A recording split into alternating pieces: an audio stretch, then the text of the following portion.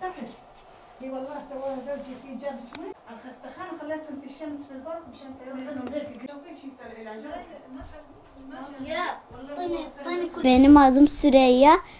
Buraya 5 yıldır gelmişiz. Suriye'de savaş var ve durumumuz iyi değil ve evimiz yıkılmak üzere ve yukarıdan taşlar düşüyor.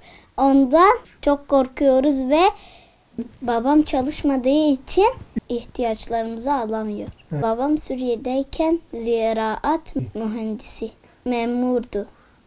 Türkiye'ye geldikten sonra hiçbir iş bulamadı.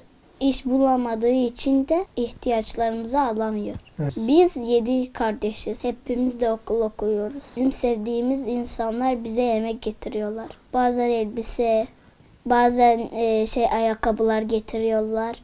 Bazen çorap, bazen mont öyle getiriyorlar. Kaldığımız ev hemen yıkılabilir. Çok korkuyoruz.